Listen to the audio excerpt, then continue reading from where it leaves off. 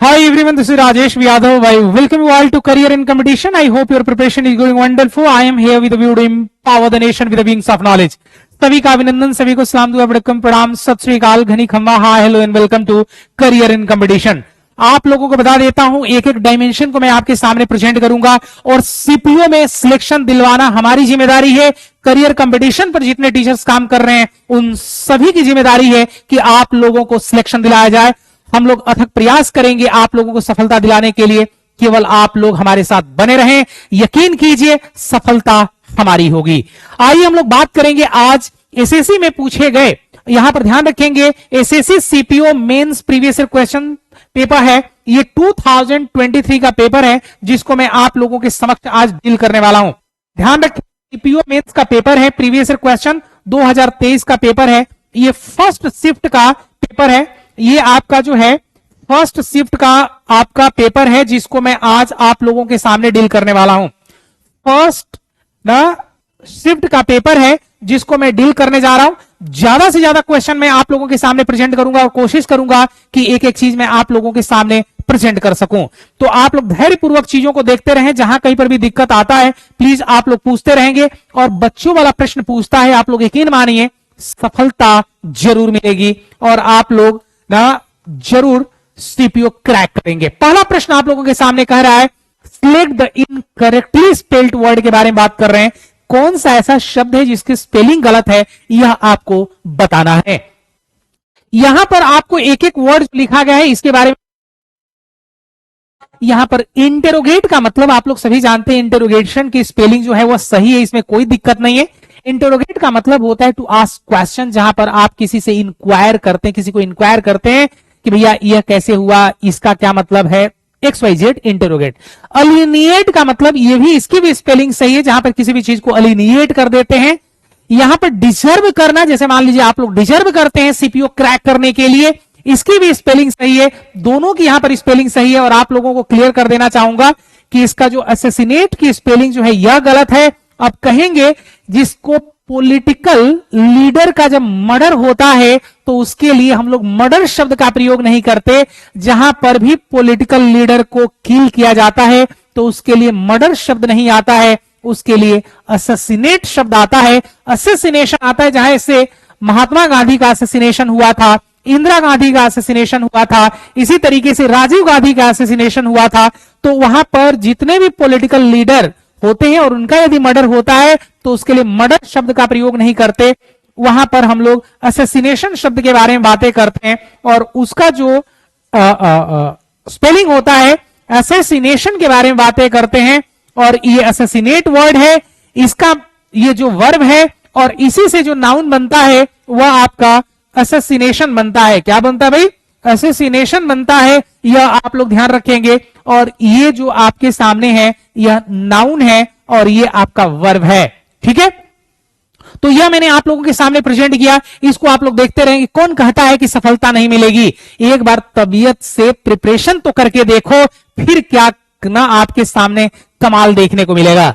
यहां पर आप लोगों के सामने बेहतरीन टीचर्स का जो एक तरीके से देखेंगे, fourth is the correct answer. ये जो आपके सामने इनकरेक्टली स्पेल्ड पूछ रहा था कि कौन सा ऐसा शब्द है जिसकी स्पेलिंग इनकरेक्ट है, यह मैंने आपको बताने का प्रयास किया है। चलिए दूसरे प्रश्न पर बात करते हैं और दूसरा प्रश्न यह कह रहा है कि select the most appropriate meaning of the given idiom bend over backward के बारे में बात कर रहे हैं। यहां पर जो इडियम है यह आपके सामने लिखा गया है, इसको मैं दूसरे कलर से आप लोगों के सामने रखता हूं ताकि आप लोग इसको सिस्टमैटिक तरीके से देखेंगे। बेंड ओवर बैकवर्ड्स के बारे में बात कर रहे हैं। बेंड ओवर बैकवर्ड्स ध्यान रखेंगे। कह रहे कि working hard to try to impress, working slowly and lazily, going backward या using wrongful means. Bend over backward के बारे में बात कर रहे हैं। ये ईडियम कई बार आप लोगों के एग्जाम में पूछा जा चुका है और एसएससी ने भी इस ईडियम को कई बार पूछा हुआ है। मैं आप लोगों को बताता हूं, जब कभी भी हम लोग इस तरह के क्वेश्चंस के बारे में बात करते हैं, इसको एक बात बताओ, देखो बेंड ओवर बैकवर्ड्स का मतलब क्या होता है। जैसे मान लीजिए कि आप ना कोई व्यक्ति है और उसके सामने एक तरीके से आप इंप्रेशन क्रिएट करना चाह रहे हैं कि भैया मैं आज तो तुम्हें ना दिखा के छोड़ूंगा कि मेरे अंदर भी ना कलाकार है और मैं भी आज आपको प्रभावित करने में ना कसर नहीं छोड़ूंगा। I will leave not a single stone unturned over there. तो यहां पर ये जो इसका मीनिंग है, इसका मतलब होता है जहां पर अथक प्रयास करते हैं किसी व्यक्ति को प्रभावित करने के लिए, तो उसको हम लोग इंग्लिश में बोलते हैं बेंड ओवर बैकवर्ड के बारे में बातें करते हैं। वर्किंग स्लोली या लेजिली या गोइंग बैकवर्ड या यूजिंग रॉन्गफुल मीन्स नहीं होता। किसी को भी प्रभावित करने के लिए अथक प्रयास करना, उसी को हम लोग इंग्लिश में बोलते हैं बेंड ओवर बैकवर्ड्स। क्या बोलते हैं? Bend over backwards. Are you getting me? चलिए आते हम लोग यहां पर अथक प्रयास करना किसी को भी प्रभावित करने के लिए, यह इसका आंसर है। और यहां पर आप लोगों के सामने मैंने बताया what should be the exact answer. Getting me? और एक चीज आप लोग ध्यान रखेंगे, सीपीओ के प्रश्न को मैं डील कर रहा हूं जो 2023 का प्रश्न है। सीपीओ के वे सभी प्रश्न जो मैं आप लोगों के सामने डील कर रहा हूं 2023 का प्रश्न है। यदि आप चाहते हैं सीपीओ क्रैक करना तो आप हमारे साथ जुड़िए, मैं आपको बताऊंगा कि सीपीओ को कैसे क्रैक करना है, और एक एक प्रश्न आप लोगों के सामने बेहतरीन तरीके से हम प्रेजेंट करेंगे। पूरी टीम यहां पर काम कर रही है ना, untiring effort we are putting to make you successful human being. और इसलिए आप लोग हमारे ना करियर एंड कंपटीशन के साथ जुड़ करके और बेहतरीन ना लाइफ जीने का प्रयास कीजिए। देखिए कह रहा है select the incorrectly spelled word from the underlined word in the following sentence। यहां पर यह सेंटेंस लिखा गया है, यहां से आप लोग देख सकते हैं यह सेंटेंस आपके सामने यहां से लेकर के और इधर यहां तक लिखा गया है। कह रहा है कि this was a blatant disregard to the advisory by the most against it and in violation of norms of the meeting के बारे में बात कर रहे हैं। देख लेता हूं कितने लोग आंसर दे पाते हैं। खटाखट आप लोग आंसर देने का प्रयास करेंगे, खटाखट फटाफट आंसर दीजिए। Be quick and be fast, go ahead and try to answer the question. हमने आपसे यह जानने का प्रयास किया, जो क्वेश्चन आपके सामने पूछा गया है, सिलेक्ट द इनकरेक्टली वर्ड पूछ रहा है कि इसमें से इनकरेक्ट वर्ड कौन सा है। एडवाइजरी है, ब्लैटेंट है, या डिसरिगार्ड है, या वायलेशन के बारे में बात कर रहे हैं। Are you getting me? Go ahead and try to answer the question. मेरे को लग रहा है कि जितने भी हमारे देश के भावी ऑफिसर्स हैं उन सभी को इस बात का इल्म हो जाना चाहिए कि यदि जिंदगी में आप आगे बढ़ना चाह रहे हैं तो पीछे मुड़ करके देखना मूर्धन्य व्यक्ति के लक्षण नहीं है, कर्मठ व्यक्ति के लक्षण नहीं है। इस बात का ध्यान रखेंगे, ठीक है? Be quick and be fast. मैंने आपको यह बताने का प्रयास किया कि जब कभी भी हम लोग न निर्लजता पूर्वक कोई भी काम करते हैं। अच्छा, ब्लैटेंट आपने सुना? ब्लैटेंट असेमलेसली के बारे में बात करते हैं। असेमलेस जो चीजें होती हैं उसको ब्लैटेंट बोलते हैं। यहां पर जो ब्लैटेंट वर्ड है ना, ब्लैटेंट के बारे में बातें करते हैं। ब्लैटेंट, तो ब्लैटेंट की जो स्पेलिंग होती है वो मैं क्लियर कर देना चाहूंगा कि यहां पर इसकी स्पेलिंग इनकरेक्ट है। ये आपकी स्पेलिंग जो है वो इनकरेक्ट है, ये मैं आपके लिए यहां पर बता देता हूं। भाई ऐसे नहीं मास्टर जी, ये क्या कर रहे हो? एक एक चीज देखिए भाई, मेरे देश के ऑफिसर जितने भी हैं क्या कमाल का ना काम करते हैं। और यहां पर ब्लैटेंट की स्पेलिंग थोड़ा सा मैं सही कर दूं, ब्लैटेंट की बात कर रहे हैं, ठीक है? तो आप लोग एक एक चीज देखेंगे। ब्लैटेंट की बात कर रहे हैं। किसकी बात कर रहे हैं भाई? ब्लैटेंट के बारे में बातें करते हैं। यानी जो बैड बिहेवियर होता है, एक तरीके से बैड बिहेवियर होता है जहां पर आप ओपनली या ना पब्लिकली असेमलेसली कोई भी काम करते हैं तो उसी को हम लोग ब्लैटेंट के बारे में बात करते हैं। और यह मैंने आपको बताने का प्रयास किया, यानी ऑफ बैड बिहेवियर के लिए ब्लैटेंट वर्ड यूज किया जाता है। ये एडजेक्टिव है बाय द वे। यहां पर आपको बताना चाहूंगा कि यह विशेषता बताने का काम करता है और इसको इंग्लिश में बोलते हैं बैड बिहेवियर। क्या बोलते हैं भाई? Bad behaviour. कहीं पर लिख लेंगे आप लोग।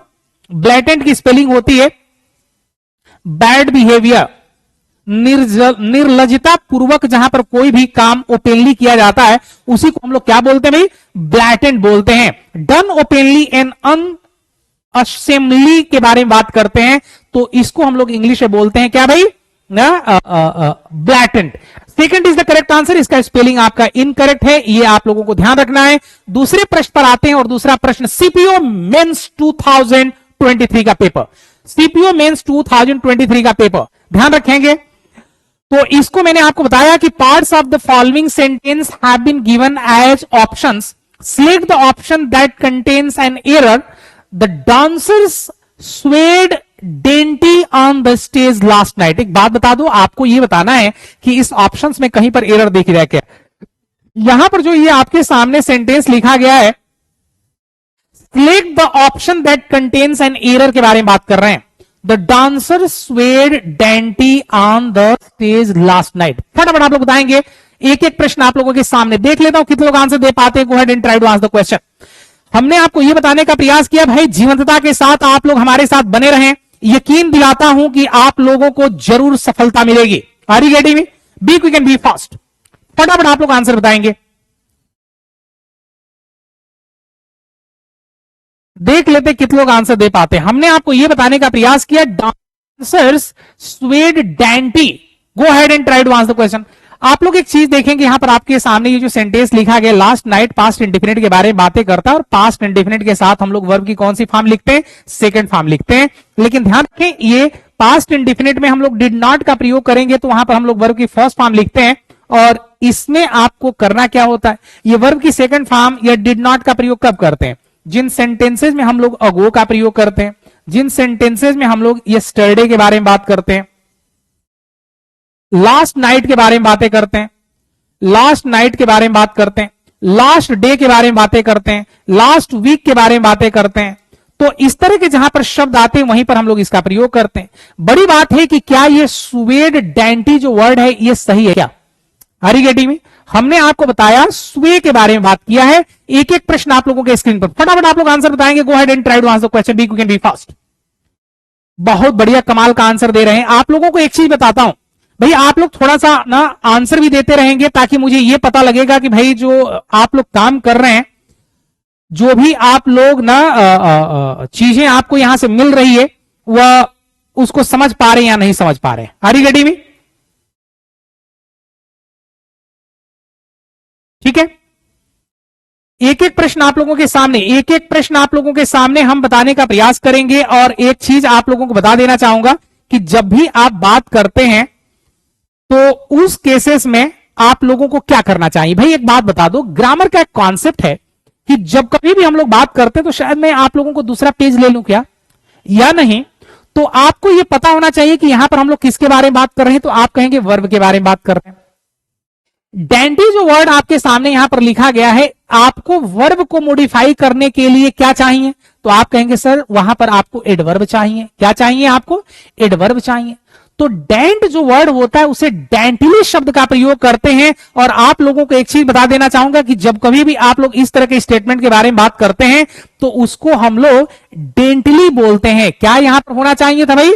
इसमें आपके सामने जो आंसर दिया हुआ है इसके जगह पर होना चाहिए था डेंटिली के बारे में बातें करते हैं, और ये आपका एडवर्ब होगा क्योंकि यहां पर वर्ब सेकंड फॉर्म है और इसलिए आपको यहां पर इसका एडवर्ब लिखना पड़ेगा। और ये डेंटिस्ट शब्द जो आपके लिए यूज किया गया है यह एडजेक्टिव का काम करता है। किसका काम करता है? एडजेक्टिव का काम करता है। तो मेरे को लग रहा है कि जितने भी हमारे देश के ना ऑफिसर्स हैं उन सभी को इस बात का पता होना चाहिए कि स्मॉल और प्रीटी, छोटा और सुंदर के केस में हम लोग यूज करते हैं। ये डेंटिस्ट जो आपको आपके सामने मैंने लिखा हुआ है इसका मतलब जो होता है मैं यहां पर बता देता हूं कि डेंटी का मतलब क्या होता है। ये डेंट शब्द से नहीं बनाए, ध्यान रखेंगे। इसका मतलब होता है स्मॉल एंड प्रीटी। क्या होता है इसका मतलब? स्मॉल एंड प्रीटी के बारे में बात कर रहे हैं। गेटिंग में? इसका मतलब होता है small and pretty, small and pretty. तो यहां पर जो भी वर्ड आपके सामने यूज किया गया है इस केस में हम लोग डेंटी शब्द का प्रयोग करते हैं। गेटिंग में? चलिए तो दूसरे प्रश्न पर आते हैं जहां पर छोटा और सुंदर के लिए हम लोग यूज करते हैं डेंटी लैस बोल सकते हैं, हैंकरचीफ बोल सकते हैं, जो भी आपके सामने यूज किया गया है। गेटिंग में? चलिए बहुत बढ़िया, दूसरे प्रश्न पर आते हैं और दूसरा प्रश्न आप लोगों के स्क्रीन पर देखते हैं कितने लोग आंसर बता पाते हैं। और दूसरा प्रश्न आप लोगों को ध्यान रखना पड़ेगा कि जिस तरह का प्रश्न आपके सामने स्वेड डेंटिली आएगा, यहां पर डेंटी नहीं आएगा क्योंकि डेंटी का मतलब होता है एडजेक्टिव है, विशेषता बताने के लिए आता है। और यहां पर इसका मतलब होता है स्मॉल एंड प्रीटी, छोटा और सुंदर होता है। यहां पर दूसरे प्रश्न पर आते हैं और दूसरा प्रश्न आपके स्क्रीन पर, select the most appropriate one word substitution of the given group of words। इसका वन वर्ड सब्स्टिट्यूशन आपको यूज करना है। क्या करना है? One word substitution. किसका? A notice of the death of a person often with a biographical sketch as in a newspaper। आप लोगों ने देखा होगा जहां पर हम लोग उसके बायोग्राफिकल जो स्केच होता है न्यूज़पेपर में, जब हम लोग एक तरीके से किसी को सूचित करते हैं कि भैया इनका देहांत हो चुका है ना, in the remembrance of X Y Z, तो आप वहां पर अपनी जो है व्यथा आप वहां पर इलेजी के तौर पर प्रेजेंट करते हैं, तो उसको हम लोग एक शब्द में क्या बोलते हैं? ऑब्लिवियन बोलते हैं, इलेजी बोलते हैं, या एडवर्टीजमेंट बोलते हैं? कौन सा वर्ड सही है? जैसे आप लोगों को एक चीज बताता हूं, इलेजी का मतलब होता है सैड सॉन्ग के बारे में बात करते हैं, इसका मतलब होता है सैड सॉन्ग। लेकिन हम लोग यहां नोटिस के बारे में बात कर रहे हैं। किसके बारे में बात कर रहे हैं? इसका मतलब होता है सैड सॉन्ग। सैड सॉन्ग, इसको हम लोग इंग्लिश में शोक गीत भी बोलते हैं। क्या बोलते हैं हम लोग? शोक गीत भी बोलते हैं। बस आपको इतना सा ध्यान रखना है कि जब हम लोग बात करते हैं नोटिस के बारे में, जहां पर आप नोटिस इन्फॉर्म कर रहे होते हैं किसी भी पर्सन के डेथ के बारे में, तो उसको हम लोग इंग्लिश में पता है क्या बोलते हैं? ऑबिचुअरी बोलते हैं। क्या बोलते हैं? ऑबिचुअरी बोलते हैं। गेटिंग में? किसी को कोई दिक्कत है फटाफट हाँ या ना लिख करके भेजिए भाई, फटाफट एक बार हाँ और ना तो लिख करके भेजिए, ताकि मुझे भी पता लगे कि नहीं आप लोगों को चीजें समझ में आ रही है। आ रही गेटिंग में? भाई फटाफट लिखिए, किसी को कोई दिक्कत है? नेहा देख रही है, अरुण देख रहे हैं, XYZ कविता देख रही हैं, फटाफट आप लोग बताएंगे भाई।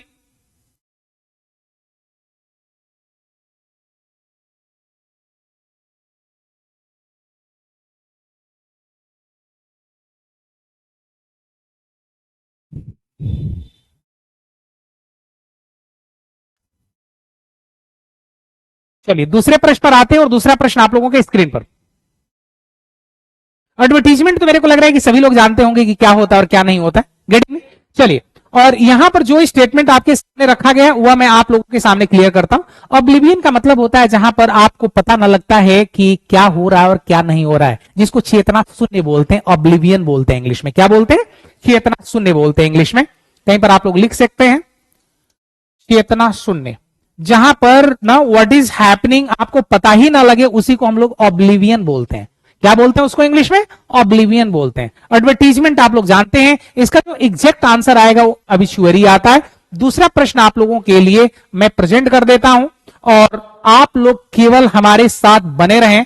यकीन दिलाता हूं कि आप लोगों को सफलता जरूर मिलेगी करियर कंपटीशन के साथ जुड़ करके। ठीक है, बहुत बढ़िया।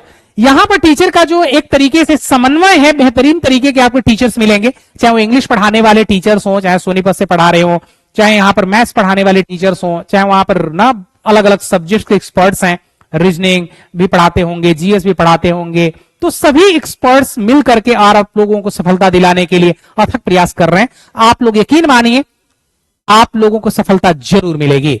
मैं आपसे ये जानना चाहूंगा कि what is the incorrectly spelled word? Incorrectly spelled word, ध्यान रखेंगे वर्ड मीनिंग पर बहुत काम करना है, क्योंकि सीपीयू बहुत ज्यादा फोकस करता है वर्ड मीनिंग पर, ग्रामर पर भी फोकस करता है। आपको पता ही होगा कि जो आपका पहला फर्स्ट पेपर होगा उसमें 50 क्वेश्चन, हर एक सब्जेक्ट में 4 क्वेश्चन, 4 पेपर होंगे, 4 सेट, मतलब वो हो गए सेक्शंस।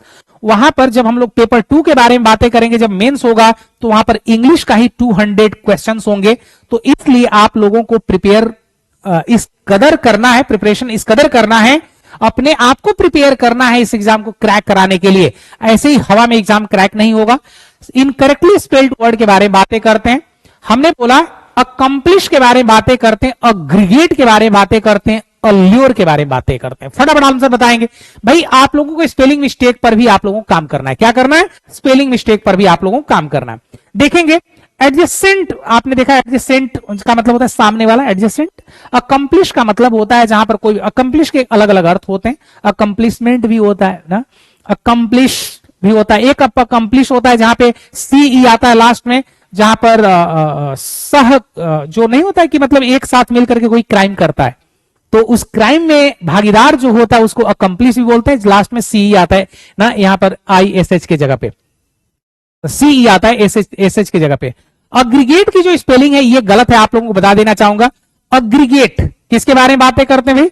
अग्रीगेट के बारे में बातें करते हैं। अग्रीगेट की स्पेलिंग जो होती है वह होती है अग्रीगेट। क्या होती है भाई? अग्रीगेट की स्पेलिंग इज दिस वन। ठीक है, तो यहां पर इसकी स्पेलिंग आपकी, अल्योर का मतलब होता है किसी को इंटाइस करना। क्या करना भाई? इंटाइस करना। लुभाने के केस में हम लोग यूज करते हैं अल्योर या इंटाइस करना, लुभाना। Getting me? अकम्प्लिश का मतलब होता है किसी भी चीज को पूरा करने के बारे में भी बात करते हैं, अकम्प्लिश। ठीक है, चलिए नेक्स्ट क्वेश्चन आप लोगों के स्क्रीन पर, और यहां पर आते हैं, देख सकते हैं थर्ड में आपका एरर है, अग्रीगेट की स्पेलिंग ये होगी। ठीक है, नेक्स्ट क्वेश्चन आप लोगों के लिए, और नेक्स्ट प्रश्न आपके सामने, Select the most appropriate idiomatic expressions that can substitute the underlined segment in the given sentence. एक बात बता दो, यहां पर आपको बताना है मोस्ट अप्रोप्रिएट इडियोमैटिक एक्सप्रेशन जो आपके सामने लिखा गया है, ये वाला ऑफ द सेम इंटरेस्ट के बारे में बात कर रहे हैं। Both Nitin and Uday are of the same interest. अब ये सेम इंटरेस्ट के लिए इसमें से कौन सा शब्द सही है, आप लोग फटाफट बताएंगे। भाई फटाफट आप लोग लिखिए, तो थोड़ा सा कमेंट बॉक्स में लिखेंगे तो मेरे को भी अच्छा लगेगा।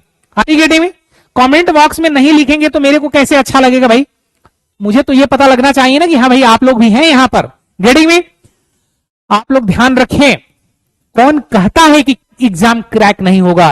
कुछ लोग कहते हैं सिलेक्टेड है, सिलेक्शन दिलवाएंगे। अरे तुम्हें जो सिलेक्शन दिलवाया था वो सिलेक्टेड था क्या? वो राजेश यादव थे, वो बडोनी थे ना, और वो आपके दिलीप सर थे, ऐसे लोगों ने सिलेक्शन दिलवाया है। तो अब सिलेक्ट हो गए हो तो सिलेक्ट है तो सिलेक्शन दिलवाएंगे, ये क्या कॉन्सेप्ट है भाई, आज तक मुझे समझ में नहीं आया। ठीक है, चलिए ओवरऑल मैं आपको बताता हूं कि सेम इंटरेस्ट का मतलब यहां पर है कि अंडर द वेदर के बारे में बात कर रहे हैं, birds of the same feather, या ब्लोइंग स्मोक विदाउट फायर, या डिफरेंट केटल्स ऑफ फिश के बारे में बात कर रहे हैं। बताइए इसका क्या मतलब है।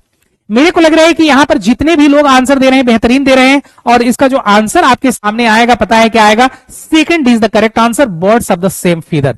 इसका मतलब होता है एक ही तरह के व्यक्ति, एक ही तरह का नेचर होना किसी व्यक्ति को, उसको बोलते हैं of the same interest. Both Nitin and Uday are of the same interest.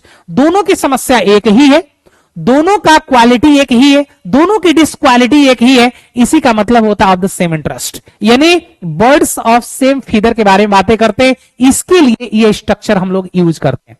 Under the weather का मतलब होता है जहां पर कोई व्यक्ति समस्या में फंसने लगता है, ब्लोइंग स्मोक विदाउट फायर, कोई आप गलत काम कर रहे हो और उसका पता न लगता हो, तो उस केस में हम लोग बोलते हैं blowing smoke without fire. Are you getting me? तो मेरे को लग रहा है कि ये आप लोगों ना डिफरेंट केटल्स ऑफ फिश के बारे में बातें करते हैं, इसका मतलब अलग अलग आपको सामने वैरायटी किसी भी चीज की होती है तो उसको हम लोग बोलते हैं different kettles of fish. Getting me?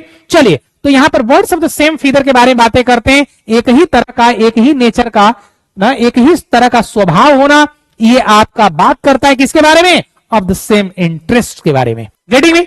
चलिए दूसरे प्रश्न पर आते हैं, और आप लोगों को बता देना चाहूंगा, select the most appropriate antonym of the word moving in the given sentence and choose the correct option के बारे में बात कर रहे हैं। यहां पर ध्यान रखेंगे एंटोनिम के बारे में बात किया जा रहा है, किसके बारे में, द वर्ड मूविंग। इस वर्ड का जो एंटोनिम होगा क्या होगा, फटाफट आप लोग बता देंगे। Go ahead and try to answer the question in the given sentence and choose the correct option.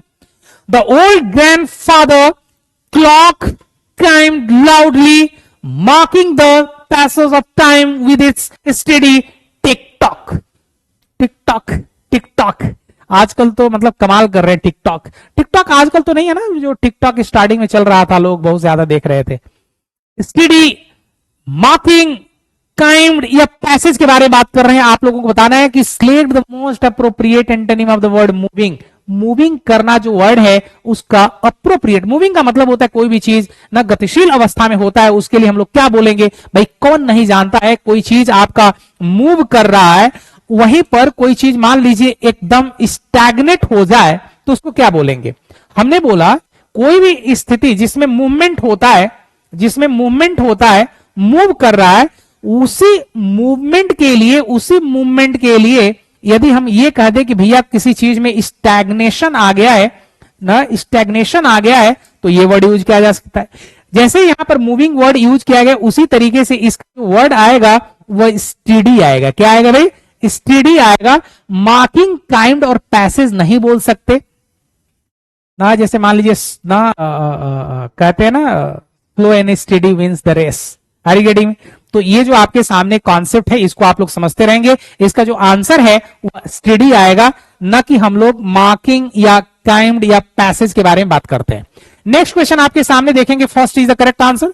दूसरा प्रश्न आप लोगों के स्क्रीन पर, select the most appropriate option that can substitute the underlined segment in the given sentence. If there is no need to substitute it, select no substitution required. Her painting are way better than her sketches. एक बात बता दो, आपने कहा कि उसकी जो painting है ना, उसकी जो पेंटिंग है और वे बेटर देन हर स्केचेस, यहां पर इन दोनों चीजों में तुलना कर रहे हैं। क्या कर रहे हैं? दोनों चीजों में आप तुलना कर रहे हैं। अब इसमें से यह बताना है कि इसमें कहीं पर भी एरर है या नहीं है। Underlined segment in the given sentence, यहां से आपका अंडरलाइंड ये सेगमेंट है, आप लोगों को बताना चाहूंगा ये अंडरलाइंड सेगमेंट है, इसमें आपको एरर दिखाना है। और वे बेटर देन, बताइए फटाफट, इसमें कहीं एरर दिख रहा है? Off, then, more, no substitution, बताइए तो फटाफट। अंडरलाइन सेगमेंट में से इसमें आप लोगों को एक चीज क्लियर कर देना चाहूंगा, इसमें से अंडरलाइन जो सेगमेंट है यहां पर, इसका केवल एक सेगमेंट इसने वो अंडरलाइन किया हुआ है और वह आपका है देन। गेटिंग? भाई एक बात बता दो, इस देन में और इस देन में अंतर है। ये जो देन होता है इसका मतलब होता है तब।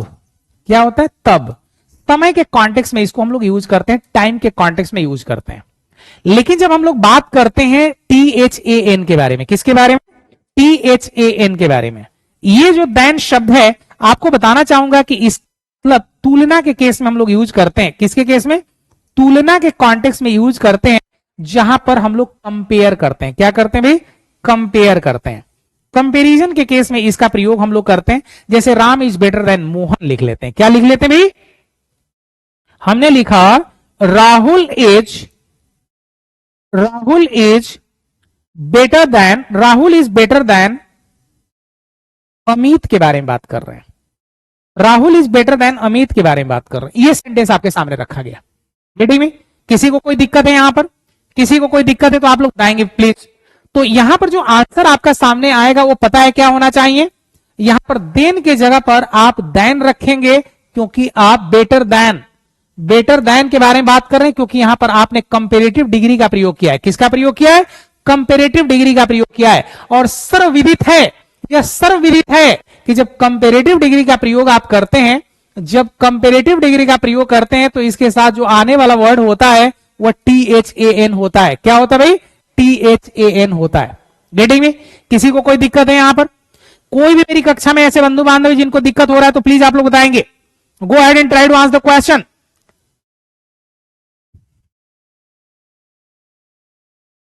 चलिए दूसरा प्रश्न आप लोगों के लिए मैं प्रेजेंट कर देता हूं, ताकि आप लोग यहां पर ध्यान रखेंगे और यहां पर देख सकते हैं second is the correct answer. Next question आपके स्क्रीन पर। Select the most appropriate meaning of the underlined idiom. More people in Turkey. एक चीज आपको बताना चाहूंगा, यहां से मैं थोड़ा सा इसको सही कर देता हूं, इस पेज को। एक मिनट के लिए आप लोग धैर्य रखेंगे और हम लोग बात कर रहे हैं यहां पर, ठीक है?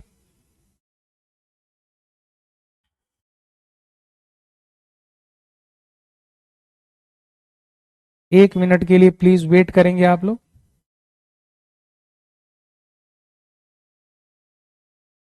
चलिए ये स्ट्रक्चर आपके सामने यूज किया गया। More people in Turkey are on the bread line now then 30 years ago. आपने कहा अधिकांशतः लोग टर्की में जो है वह क्या है भाई?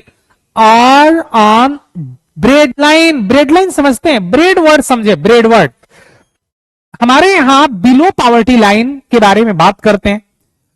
हमारे यहां पॉवर्टी लाइन के बारे में बात करते हैं। किसके बारे में? पॉवर्टी लाइन के बारे में बात करते हैं। एक पॉवर्टी लाइन होता है, एक होता है बिलो पॉवर्टी लाइन। एक हमारे यहां बिलो पॉवर्टी लाइन का कॉन्सेप्ट है और एक हमारे यहां एबव पॉवर्टी लाइन का कॉन्सेप्ट है। लेकिन जब हम टर्की के बारे में बात करते हैं तो यहां पर हम लोग ऑन द ब्रेड लाइन बोलते हैं। क्या बोलते हैं? ब्रेड लाइन के बारे में बातें करते हैं। इसका मतलब हैंड टू माउथ लोग जीते हैं ना। आज कमाया आज ही खा गए, कल कमाएंगे तभी खाएंगे, अदरवाइज भूखे रहेंगे। उसी को हम लोग बोलते हैं ऑन ब्रेड लाइन। क्या बोलते हैं? ब्रेड लाइन का मतलब होता है वेरी पुअर। क्या होता है भाई? वेरी पुअर के बारे में बात करते हैं। टू बी वेरी पुअर, इसका जो आंसर आएगा वह this one is the correct answer. We very poor, यह स्ट्रक्चर इसका सही है। बाकी स्टेटमेंट सभी के सभी स्टेटमेंट आपके इनकरेक्ट हैं। रेडी में? चलिए यहां पर आप लोग आंसर देख सकते हैं। First is the correct answer. किसी को कोई दिक्कत है? फटाफट आप लोग बताएंगे। Go ahead and try to answer the question. कोई भी मेरी कक्षा में ऐसे बंधु बांधव हैं? भाई एक एक चीज को आप लोग समझते रहे। मैं आप लोगों को यकीन दिलाता हूं कि सफलता जरूर मिलेगी, जरूर मिलेगी, जरूर मिलेगी। आप लोग एक बार बताइए, क्या आपको सफलता चाहिए या नहीं चाहिए? सफलता चाहिए या नहीं चाहिए? भाई हम आपको सफलता दिलाएंगे करियर एंड कंपटीशन के प्लेटफॉर्म पर। Getting me? आइए दूसरे प्रश्न की ओर रुख करते हैं, वो भी बेहतरीन तरीके से। Select the most appropriate phrasal verb to fill in the blank के बारे में बात कर रहे हैं। आपको फ्रेजल वर्ब यहां पर यूज करना है। कह रहा है कि अरुणिमा और lot during her vacation time के बारे में बात कर रहे हैं। Gets on, gets after, gets about, get along के बारे में बात कर रहे हैं। फटाफट आप लोग आंसर बताएंगे। Go ahead and try to answer the question. मैं आपके सामने सिर्फ इतना बताने का प्रयास कर रहा हूं कि जब हम लोग बात करते हैं किसके बारे में ना, फ्रेजल वर्ब के बारे में, तो यह भी मैं आप लोगों को बताऊंगा कि फ्रेजल वर्ब का प्रयोग हम लोग कब कब और किस स्थिति में करते हैं। एक चीज आप लोगों को बताना चाहूंगा कि जब यहां पर बात करें अरुणिमा जो है a lot during her vacation time, तो क्या करती है वहां पर?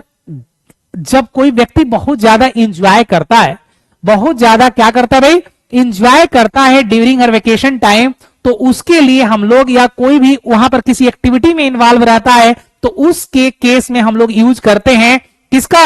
गेट अबाउट का प्रयोग करते हैं। किसका प्रयोग करते हैं भाई? गेट अबाउट का प्रयोग करते हैं। एक एक चीज आप लोगों के सामने,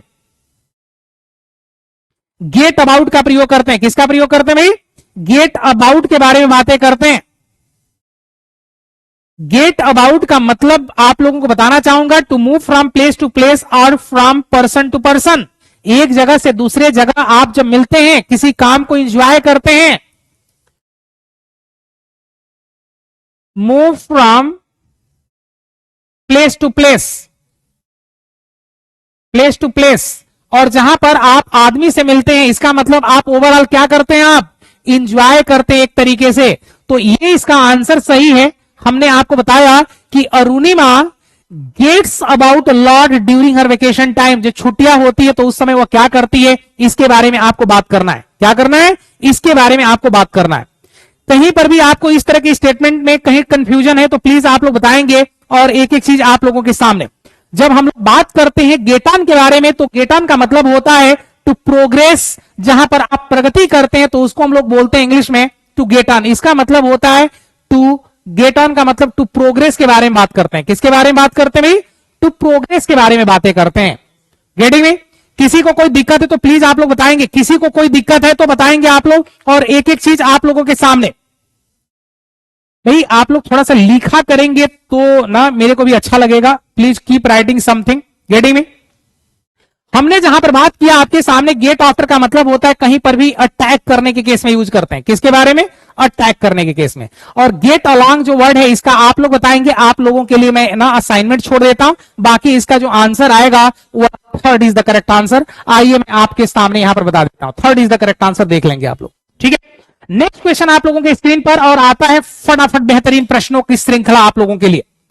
दूसरा प्रश्न मैंने आपके सामने यह कहा, select the most appropriate meaning of the given idiom, the best of the both worlds. The best of both worlds के बारे में बात कर रहे हैं।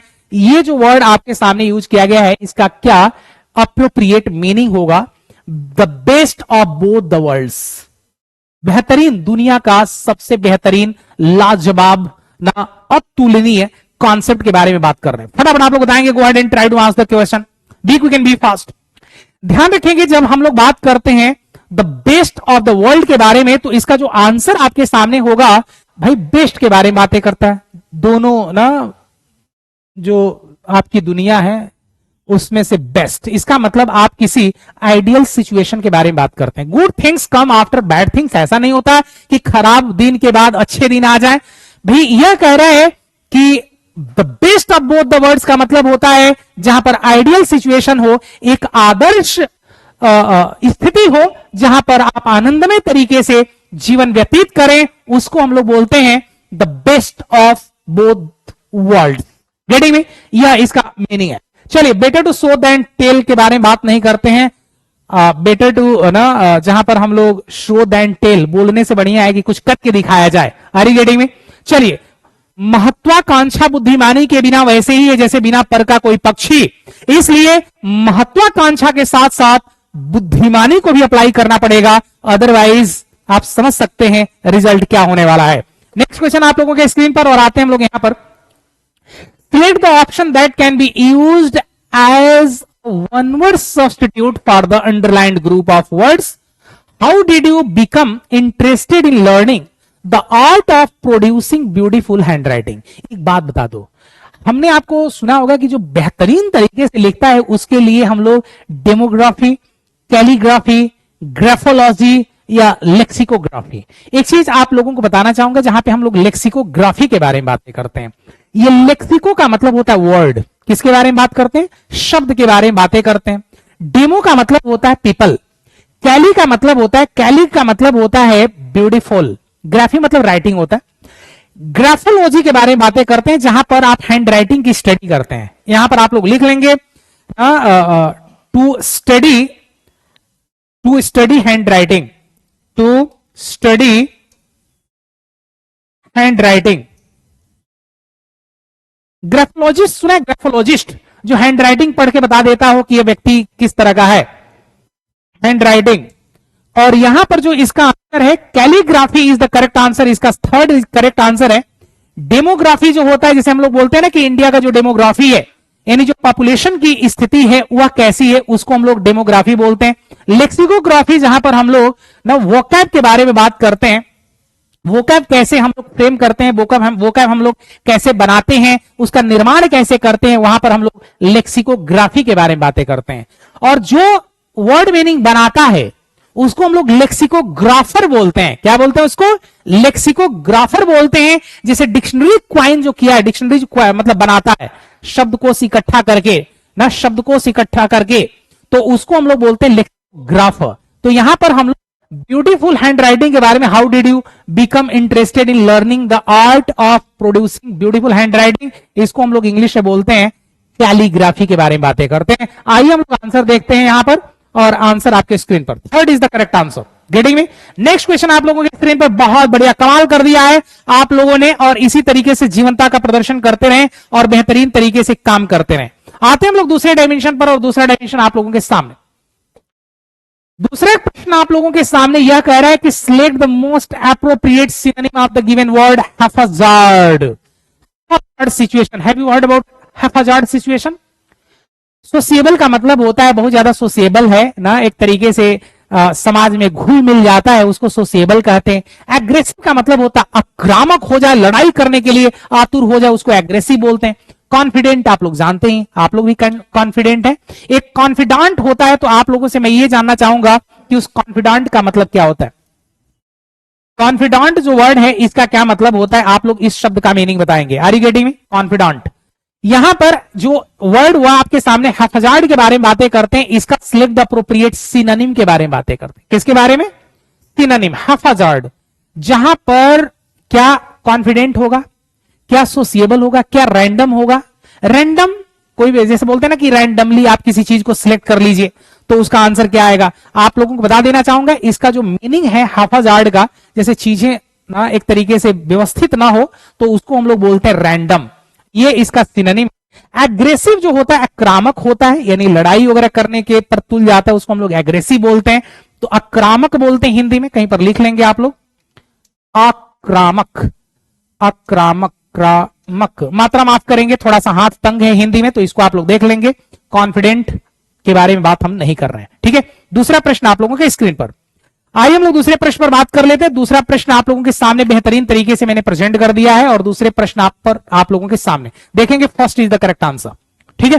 तो वर्ड मीनिंग पर और इडियम्स फ्रेजेस पर आपको काम करना है, क्योंकि लार्ज स्केल पर चीजें आएंगी। स्पॉटिंग, जब भाई मान लीजिए 200 प्रश्न आएंगे मेंस में, तो समझ ही सकते हैं कोई भी एरिया कम नहीं पूछेगा, बेहतरीन तरीके से पूछेगा, पूरा सेटिस्फाई हो करके आपको सिलेक्ट करेगा। मतलब उसको क्रीम चाहिए, बस मैं ये बताना चाहता हूं। ये कह रहा है कि parts the following sentence have been given as option, one of them may contain an error, select the part that contains the error from the given options. If you don't find any error, mark no error as your answer. The question is where you will have to find the error in the given statement is here. I would like to present before all of you. देखिए यहां पर आपके सामने ये, एक minute भैया कहां है, भागत हो, हमने आपके सामने बतावत है। We feed the horse oats for a week because it had eaten all the hay. We feed the horse oats for a week. Because it had eaten all. एक बात बता दो, मेरे को लग रहा है कि सभी लोगों को इस बात का इल्म हो जाना चाहिए कि हम लोग कहां पर बात कर रहे हैं। जब एक पार्ट में जब पास्ट परफेक्ट के बारे में बात कर रहे हो, किसके बारे में बात कर रहे हो? पास्ट परफेक्ट के बारे में बात कर रहे हैं। हैड के साथ आपने वर्ब की थर्ड फॉर्म लिखा हुआ है, वर्ब की थर्ड फॉर्म। तो यहां पर जो आपने यहां पर वी फीड हम लोग खिलाते हैं, जो आपने सब्जेक्ट के बाद वर्ब की फर्स्ट फॉर्म लिखा है, मेरे को लग रहा है कि आप लोगों को क्लैरिटी हो जाना चाहिए, वो फीड नहीं आना चाहिए, फेड आना चाहिए। क्या आना चाहिए? फेड आना चाहिए। और यहां पर स्ट्रक्चर जो आपने यूज किया हुआ है, ग्रामर का कॉन्सेप्ट ये कहता है कि वर्ब की सेकंड फॉर्म और उसके बाद आप ऑब्जेक्ट का प्रयोग करेंगे। इसका प्रयोग करेंगे, तो ये आप लोग ध्यान रखेंगे और यहां पर सिस्टमैटिक तरीके से चीजों पर काम करना है। थर्ड पार्ट में एरर एग्जिस्ट करता है और वह फीड नहीं आएगा, आपको यहां पर क्या लिखना पड़ेगा? फेड लिखना पड़ेगा। गेटिंग में? किसी को कोई दिक्कत है भाई? किसी को कोई दिक्कत है तो आप लोग बताएंगे। Go ahead and try to answer the question, फटाफट आंसर बताएंगे। और दूसरा प्रश्न आप लोगों के स्क्रीन पर, दूसरा प्रश्न आप लोगों के स्क्रीन पर, हमने आपसे यह जानने का प्रयास किया, देख सकते हैं थर्ड पार्ट में एरर था।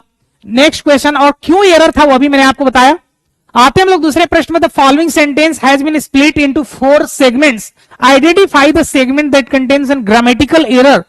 आपको यह बताना है कि 4 पार्ट में डिवाइड किया गया, 1 2 3 4 5, 4 पार्ट, 5 नहीं 4।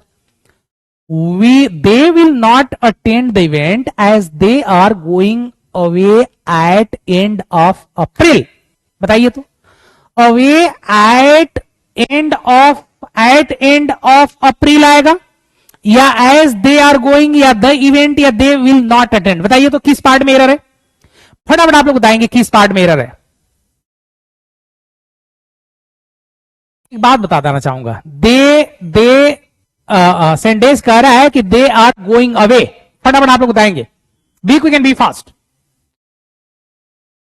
सेंटेंस आप लोगों को बता देता हूं। इसके बाद अभी आप लोगों की मैथ्स की क्लास स्टार्ट होगी, तो मैथ्स की क्लास के लिए आप लोग तैयार रहेंगे। और आप लोगों को बताता हूं कि यहां पर जो सेंटेंस आपने फ्यूचर इंडेफिनिट में लिखा हुआ है, एक पार्ट फ्यूचर इंडेफिनिट में, ग्रामर का ऐसे कॉन्सेप्ट है कि दूसरा पार्ट आप ऐसा नहीं कि प्रेजेंट कॉन्टिन्यूअस में नहीं लिख सकते, प्रेजेंट कॉन्टिन्यूअस या प्रेजेंट इंडेफिनिट में हो सकता है, लेकिन आपको इस बात का इल्म होना चाहिए कि जो आपने फर्स्ट पार्ट में अवे का प्रयोग किया है, क्या वह सही है? गो अवे का प्रयोग जो आपने किया है वह सही है?